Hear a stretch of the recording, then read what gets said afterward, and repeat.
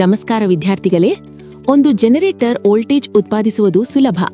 ಆದರೆ ನಾವು ಅದರ ಮೇಲೆ ಲೈಟ್ಸ್ ಅಥವಾ ಮಷೀನ್ ಅಂತಹ ಲೋಡ್ ಹಾಕಿದಾಗ ಏನಾಗುತ್ತದೆ?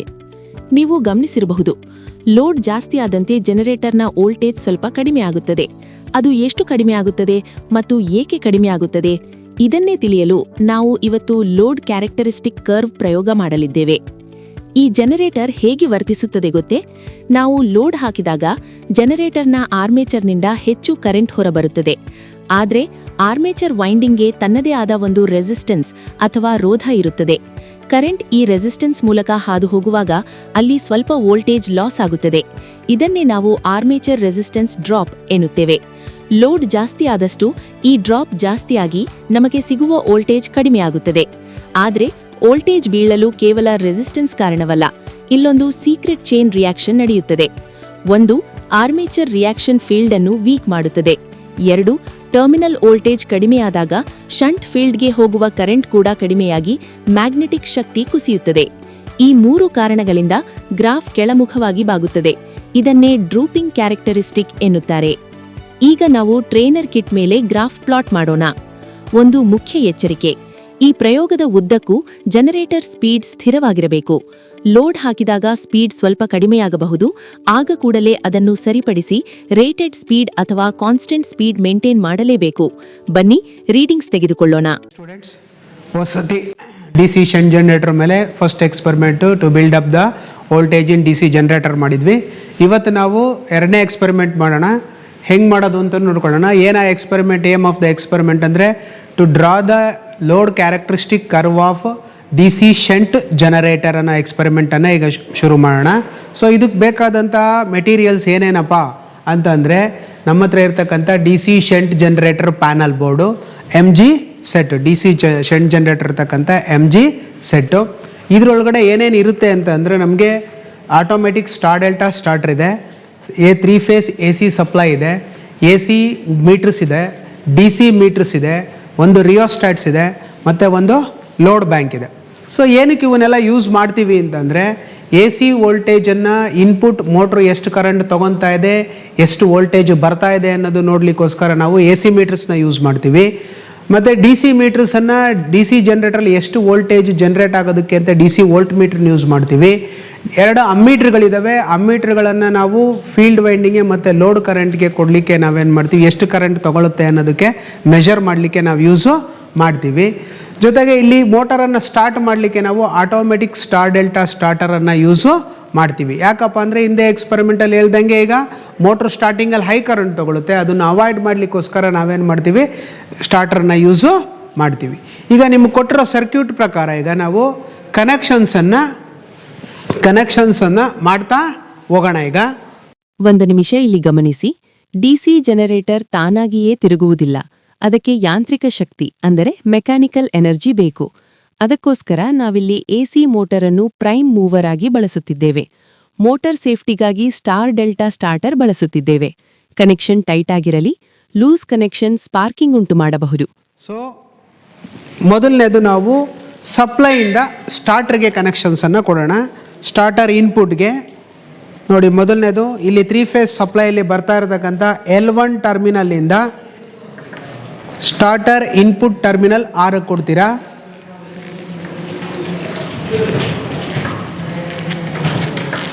L2 ಇಂದ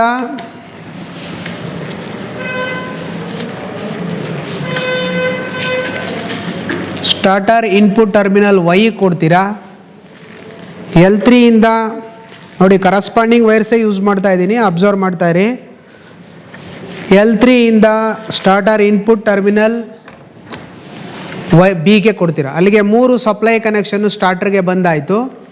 ಸೊ ನೆಕ್ಸ್ಟು ಅಮ್ಮೀಟ್ರ್ ಕನೆಕ್ಷನ್ ಕೊಡೋದು. ಅಮ್ಮೀಟ್ರ್ ಕನೆಕ್ಷನ್ ಕೊಡಬೇಕು ಇನ್ಪುಟ್ಟು ಅಂದರೆ ಏನು ಮಾಡ್ತೀರಾ ನೀವು? ಆಲ್ರೆಡಿ ಸ್ಟಾರ್ಟರ್ ಕೊಟ್ಬಿಟ್ಟಿದ್ದಾರೆ 3 ಸಪ್ಲೈನೂ. ಈಗ ಸ್ಟಾರ್ಟರ್ದು ಒಂದು B ಫೇಸನ್ನು ತೆಗಿರಿ. ಸೊ ಅಮ್ಮೀಟ್ರಿಗೆ ಕೊಡಿ. ಅಮ್ಮೀಟ್ರಿಂದ ಬಂದಿದ್ದು ಒಂದು ವೈರನ್ನು ಮತ್ತೆ ಆ ಸ್ಟಾರ್ಟರ್ ತೆಗೆದಂಥ B ಫೇಸ್ಗೆ ಕೊಡಿ. ಸೊ ಅಲ್ಲಿಗೆ ammeter in series with the supply ಆಯ್ತು ಇವಾಗ. ಸೊ ನೆಕ್ಸ್ಟು ವೋಲ್ಟ್ ಮೀಟ್ರ್ ಕನೆಕ್ಷನನ್ನು ಹಾಕಬೇಕು. ವೋಲ್ಟ್ ಮೀಟ್ರನ್ನ ಕನೆಕ್ಷನ್ ಹೆಂಗೆ ಹಾಕ್ತೀರಾ? ಒಂದು ವೋಲ್ಟ್ ಮೀಟ್ರಿಗೆ ಒಂದು ವೈರ್ ಹಾಕಿ ವೋಲ್ಟ್ ಮೀಟ್ರಿಗೆ ಒಂದು ವೈರ್ ಬಂದಿದ್ದು ಯಾವುದಾದ್ರು ಎರಡು ಫೇಸ್ಗಳ ಮಧ್ಯೆ ಕೊಡಿ. ಒಂದು ನಾನೀಗ ಆರ್ ಫೇಸ್ ಕೊಡ್ತಾ ಇದ್ದೀನಿ, ಇಲ್ಲಿ ಸ್ಟಾರ್ಟ್ರಿಗೆ ಬಂದಿರತಕ್ಕಂಥ ಇನ್ಪುಟ್ ಆರ್ ಫೇಸ್ ಕೊಟ್ಟಿದ್ದೀನಿ. ನೆಕ್ಸ್ಟ್ ಇನ್ನೊಂದು ವೈರನ್ನು ವೋಲ್ಟ್ ಮೀಟ್ರಿಗೆ ಹಾಕಿ ಅದರಿಂದ ಬಂದಿದ್ದನ್ನು ವೈ ಫೇಸ್ಗೆ ಕೊಡ್ತಾ ಇದ್ದೀನಿ, ಸ್ಟಾರ್ಟ್ರಿಗೆ ಇನ್ಪುಟ್ ಬಂದಿರತಕ್ಕಂಥ ವೈ ಫೇಸ್ಗೆ. ಸೊ ಅಲ್ಲಿಗೆ 2 ವೋಲ್ಟ್ ಮೀಟ್ರ್ ಕನೆಕ್ಷನ್ನು ಕಂಪ್ಲೀಟು ಆಯಿತು. ನೆನಪಿಡಿ ಸ್ಟೂಡೆಂಟ್ಸ್, ಅಮ್ಮೀಟರ್ ಅನ್ನು ಯಾವಾಗಲೂ ಸೀರೀಸ್ನಲ್ಲೇ ಕನೆಕ್ಟ್ ಮಾಡಬೇಕು, ಏಕೆಂದರೆ ಅದರ ರೆಸಿಸ್ಟೆನ್ಸ್ ತುಂಬಾ ಕಡಿಮೆ ಇರುತ್ತದೆ. ವೋಲ್ಟ್ ಮೀಟರ್ ಅನ್ನು ಯಾವಾಗಲೂ ಪ್ಯಾರಲಲ್ಸ್ನಲ್ಲೇ ಕನೆಕ್ಟ್ ಮಾಡಬೇಕು. ತಪ್ಪಾಗಿ ಕನೆಕ್ಟ್ ಮಾಡಿದರೆ ಮೀಟರ್ ಸುಟ್ಟು ಹೋಗುವ ಸಾಧ್ಯತೆ ಇರುತ್ತದೆ. ಎಚ್ಚರ.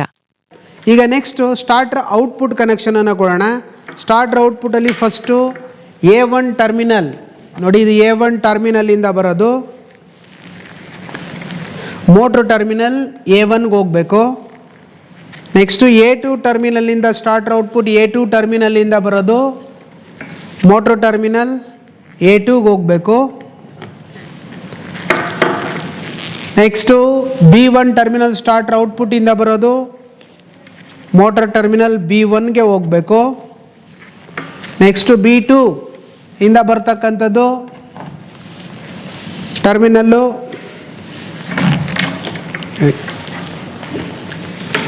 B2 ಇಂದ ಬರ್ತಕ್ಕಂಥದ್ದು B2 ಟರ್ಮಿನಲ್ಗೆ ಹೋಗಬೇಕು, ಮೋಟ್ರ್ ಟರ್ಮಿನಲ್ಸ್ಗೆ. ನೆಕ್ಸ್ಟು C1 ಇಂದ ಬರ್ತಕ್ಕಂಥದ್ದು ಮೋಟಾರ್ ಟರ್ಮಿನಲ್ C1ಗೆ ಹೋಗಬೇಕು. ನೆಕ್ಸ್ಟು ಮೋಟಾರ್ C2 ಟರ್ಮಿನಲಿಂದ ಬರ್ತಕ್ಕಂಥದ್ದು ಮೋಟಾರ್ ಟರ್ಮಿನಲ್ C2ಗೆ ಹೋಗ್ಬೇಕು. ಸ್ಟಾರ್ಟರ್ C2 ಇಂದ ಬರ್ತಕ್ಕಂಥದ್ದು ಮೋಟಾರ್ ಟರ್ಮಿನಲ್ C2ಗೆ ಹೋಗಬೇಕು. ಈಗ ಟೋಟಲ್ ನಮಗೇನಾಯಿತು, ಮೋಟಾರ್ ಕನೆಕ್ಷನ್ಸ್ ಫುಲ್ಲು ಕಂಪ್ಲೀಟು ಆಯಿತು, ಫುಲ್ ಕಂಪ್ಲೀಟ್ ಆಯಿತು. ಈಗ ನೆಕ್ಸ್ಟ್ ನಾವು ಜನ್ರೇಟರ್ ಕನೆಕ್ಷನ್ಸ್ ಮಾಡೋಣ. ಜನ್ರೇಟರ್ ಕನೆಕ್ಷನ್ಸಲ್ಲಿ ನಾವು ಎಕ್ಸ್ಪೆರಿಮೆಂಟ್ ಮಾಡ್ದಂಗೆ ಆರ್ಮೇಚರ್ ಕನೆಕ್ಷನ್ A1 ಇಂದ ಬಂದಿದ್ದು ಎಲ್ಲಿಗೆ ಹೋಗಬೇಕು, ವೋಲ್ಟ್ ಮೀಟ್ರಿಗೆ ಕೊಡಿ, plus volt meter DC volt meter plus ಕೊಡಿ. ನೆಕ್ಸ್ಟ್ ಆರ್ಮೇಚರ್ A2 ಇಂದ ಬಂದಿದ್ದು DC ವೋಲ್ಟ್ ಮೀಟರ್ ಮೈನಸ್ ಕೊಡಿ. ಅಲ್ಲಿಗೆ ಆರ್ಮೇಚರ್ನ ಏನು ಮಾಡಿದ್ವಿ, ಡೈರೆಕ್ಟಾಗಿ ವೋಲ್ಟ್ ಮೀಟ್ರಿಗೆ ಪ್ಯಾರಲಲ್ ಆಗಿ ಕನೆಕ್ಟ್ ಮಾಡಿದ್ವಿ. ಈಗ ನೆಕ್ಸ್ಟು ಶಂಟ್ ಫೀಲ್ಡ್ ವೈಂಡಿಂಗನ್ನು ಕೊಡಬೇಕು. ಅದು ಕೊಡೋಕ್ಕೂ ಮುಂಚೆ ನೀವೇನು ಮಾಡಬೇಕು, A1 ಇಂದ ಬಂದಂಥ ವೈರನ್ನು ಮತ್ತೆ ಇನ್ನೊಂದು A1 ಇಂದ ಬಂದಿದ್ದ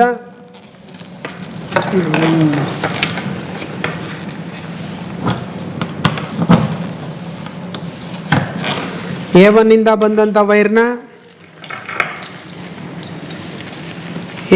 ಬಂದಂಥ ವೈರ್ನ ಅಮ್ಮೀಟರ್ ಪ್ಲಸ್ ಕೊಡಿ, 1 ಅಮ್ಮೀಟರ್ ಪ್ಲಸ್ಗೆ. 1 ಅಮ್ಮೀಟರ್ ಮೈನಸ್ಸಿಂದ ಬಂದಿದ್ದನ್ನು ಡೈರೆಕ್ಟಾಗಿ ರಿಯೋಸ್ಟ್ಯಾಟಿಗೆ ಕೊಡಿ. ರಿಯೋಸ್ಟ್ಯಾಟಿಂದ ಬಂದಿದ್ದನ್ನು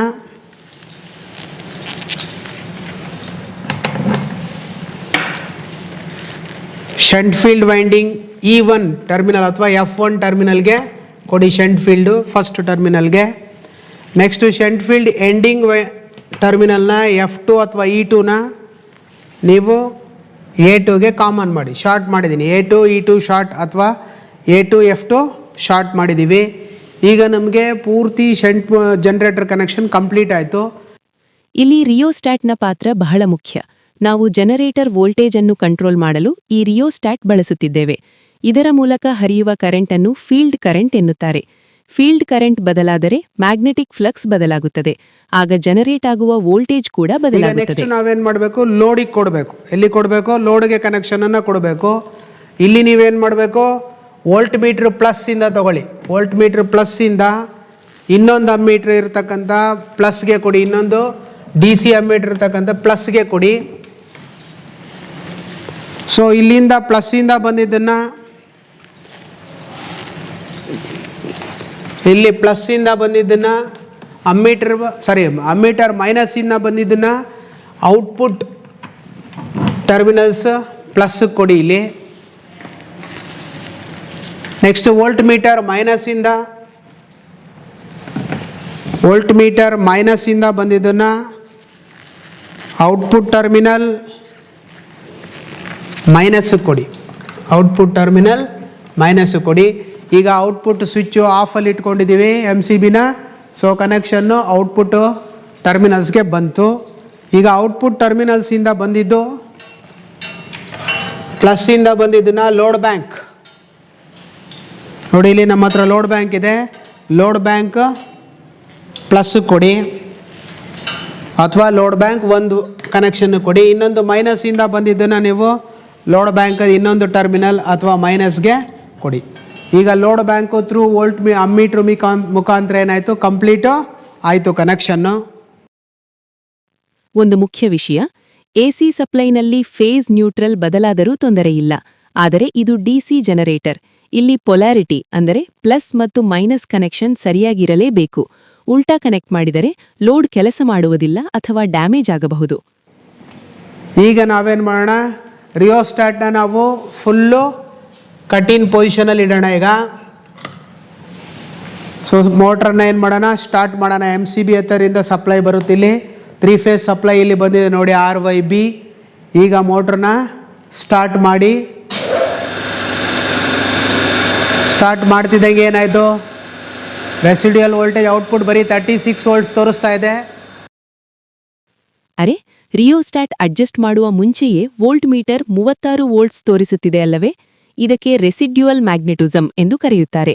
ಅಂದರೆ ಪೋಲ್ ಕೋರ್ನಲ್ಲಿ ಹಿಂದಿನ ಪ್ರಯೋಗದಿಂದ ಅಲ್ಪ ಸ್ವಲ್ಪ ಕಾಂತೀಯ ಶಕ್ತಿ ಉಳಿದುಕೊಂಡಿರುತ್ತದೆ. ಈ ಗುಣ ಇಲ್ಲದಿದ್ದರೆ ಜನರೇಟರ್ ವೋಲ್ಟೇಜ್ ಬಿಲ್ಡಪ್ ಆಗುವುದಿಲ್ಲ. ವೇರಿ ಮಾಡಿ ಏನು ಮಾಡಿ, ವೋಲ್ಟೇಜನ್ನು ಬಿಲ್ಡಪ್ ಮಾಡ್ಕೊಳ್ಳಿ. ಸೊ 220 ವೋಲ್ಟ್ಸ್ಗೂ ತೊಗೊಂಬಂದು ನಿಲ್ಲಿಸ್ಕೊಳ್ಳಿ.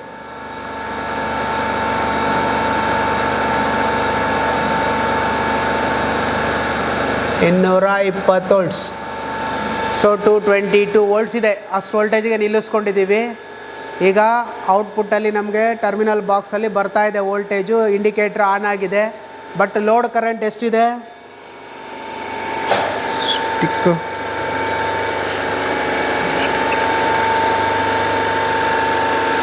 ಈಗ ಲೋಡ್ ಕರೆಂಟ್ ಎಷ್ಟಿದೆ, 0 ಇದೆ.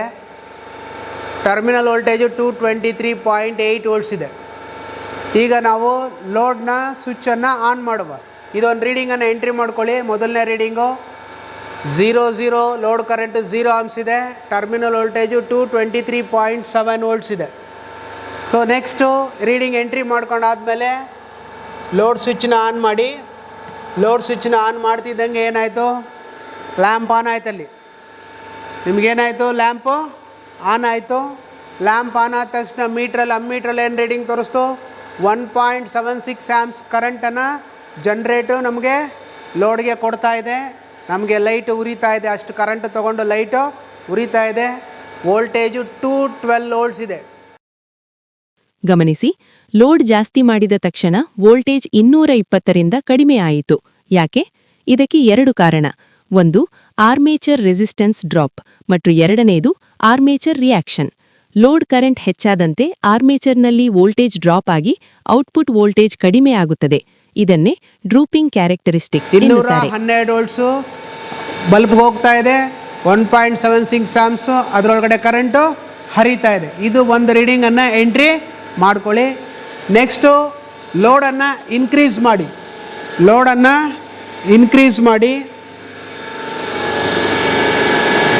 ಸೊ ಲೋಡನ್ನು ಇನ್ಕ್ರೀಸ್ ಮಾಡಿದ ತಕ್ಷಣ ಏನಾಯಿತು, ಇನ್ನೊಂದು ಬಲ್ಪ್ ಆನ್ ಆಯಿತು ನೋಡಿ. ಲೋಡ್ ಕರೆಂಟು 3.42 ಆಮ್ಸ್ಗೆ ಹೋಯ್ತು, ಈಗ ರೈಸ್ ಆಯಿತು. ಸೊ ಟರ್ಮಿನಲ್ ವೋಲ್ಟೇಜ್ ಎಷ್ಟು ಬಂತು, 198.2 ವೋಲ್ಟ್ಸ್ ಬಂತು. ಇದನ್ನು ರೈಟ್ ಮಾಡ್ಕೊಳ್ಳಿ.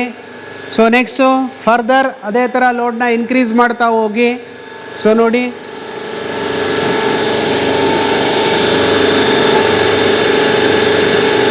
ಇನ್ಕ್ರೀಸ್ ಮಾಡಿ. ಈಗ ಎಷ್ಟು ತಗೊಂತು, 4.93 ಆಮ್ಸು ಲೋಡ್ ಕರೆಂಟ್ ತೊಗೊಂತು. ವೋಲ್ಟೇಜು 182 ವೋಲ್ಟ್ಸು ಬಂತು. ಈ ರೀಡಿಂಗ್ಸ್ನ ಇದೇ ಥರ ಎಂಟ್ರಿ ಮಾಡ್ಕೊತ ಹೋಗಿ ಟ್ಯಾಬ್ಲರ್ ಕಾಲಮಲ್ಲಿ. ನೀವು ಗ್ರಾಫ್ ಹಾಕ್ಬೇಕಿದ್ದಕ್ಕೆ. ಗ್ರಾಫ್ ಹಾಕ್ತದೆ ಯಾವುದ್ರ ಪ್ರಕಾರ ಯಾವುದು ಹಾಕ್ತೀರಾ ಅಂದರೆ terminal voltage versus load current. ಇದ್ರ ಮೇಲೆ ನೀವೇನು ಮಾಡಬೇಕು, ಗ್ರಾಫನ್ನು ಹಾಕಬೇಕು. ಗ್ರಾಫ್ ಹಾಕಿದಾಗ ಒಂದು ಗ್ರಾಫು ಮೇಲಿಂದ ಕೆಳಕ್ಕೆ ಡೌನ್ ಬರುತ್ತೆ, ಮಧ್ಯದಲ್ಲಿ ಒಂದು ಗ್ಯಾಪ್ ಕ್ರಿಯೇಟ್ ಆಗುತ್ತೆ. ಆ ಗ್ಯಾಪ್ ಏನಪ್ಪ ಅಂದರೆ that is nothing but armature drop ಮತ್ತು ಆರ್ಮೇಚರ್ ರಿಯಾಕ್ಷನ್ ಡ್ರಾಪ್ ಎರಡೂ ಅದರೊಳಗಡೆ ಮಿಕ್ಸು ಆಗಿರುತ್ತೆ. ಇದನ್ನು ನಿಮಗೆ ಥಿಯರಿ ಕ್ಲಾಸಲ್ಲಿ ಆಲ್ರೆಡಿ ಹೇಳ್ಕೊಟ್ಟಿದ್ದೀನಿ. ಸೊ ಅದನ್ನು ನೀವು ಕಣ್ಣಾರ ಇಲ್ಲಿ ನೋಡ್ಬೋದು. ಇದೆಲ್ಲ ಆದಮೇಲೆ ಫುಲ್ ಇದು ಎಕ್ಸ್ಪೆರಿಮೆಂಟ್ ಫುಲ್ ರೀಡಿಂಗ್ಸ್ ತೊಗೊಂಡಾದ್ಮೇಲೆ ನೆಕ್ಸ್ಟ್ ಏನು ಮಾಡಿ, ಯಾವುದೇ ಕಾರಣಕ್ಕೂ ಇಲ್ಲಿ ಆಫು ಮಾಡಬೇಡಿ, ಸ್ವಿಚ್ಚಲ್ಲಿ ಡೈರೆಕ್ಟ್ ಆಫ್ ಮಾಡಬೇಡಿ. ಡ್ಯೂ ಟು ಸ್ಪಾರ್ಕ್ ಬಂದು ಏನಾಗುತ್ತೆ, ಇದು ತುಂಬಾನೇ ಡೇಂಜರಸ್ ಹಂತ. ಲೋಡ್ ಕನೆಕ್ಟ್ ಆಗಿರುವಾಗ ಮೇನ್ ಸ್ವಿಚ್ ಅನ್ನು ನೇರವಾಗಿ ಆಫ್ ಮಾಡಬಾರದು. ಹೀಗೆ ಮಾಡಿದರೆ ಹೈ ಇಂಡಕ್ಟಿವ್ ಆರ್ಕ್ ಬಂದು ಸ್ವಿಚ್ ಮತ್ತು ನಿಮ್ಮ ಕೈ ಸುಟ್ಟು ಹೋಗುವ ಅಪಾಯವಿದೆ. ಯಾವಾಗಲೂ ಮೊದಲು ಲೋಡ್ ತೆಗೆಯಿರಿ, ಆಮೇಲೆ ಜನರೇಟರ್ ಬರ್ನ್ ಆಗುವಂಥ ಚಾನ್ಸಸ್ಸು ಜಾಸ್ತಿ ಇರುತ್ತೆ. ಸೊ ಹಾಗಾಗಿ ನೀವೇನು ಮಾಡಬೇಕು, ಲೋಡ್ ಸ್ವಿಚ್ಚನ್ನೇ ಏನು ಮಾಡಬೇಕು, ಆಫು ಮಾಡಬೇಕು. ಆಫ್ ಮಾಡಾದ್ಮೇಲೆ ನೆಕ್ಸ್ಟು ಸ್ಟಾಪ್ ಬಟನನ್ನು ಪ್ರೆಸ್ ಮಾಡಿ ಮೋಟ್ರು ಆಫ್ ಆಗುತ್ತೆ. ಸೊ ನೆಕ್ಸ್ಟ್ ಮೈನ್ ಸಪ್ಲೈನ ಆಫ್ ಮಾಡಿ ನೆಕ್ಸ್ಟ್ ಗ್ರಾಫನ್ನು ಹಾಕಿ. ಓಕೆನಾ?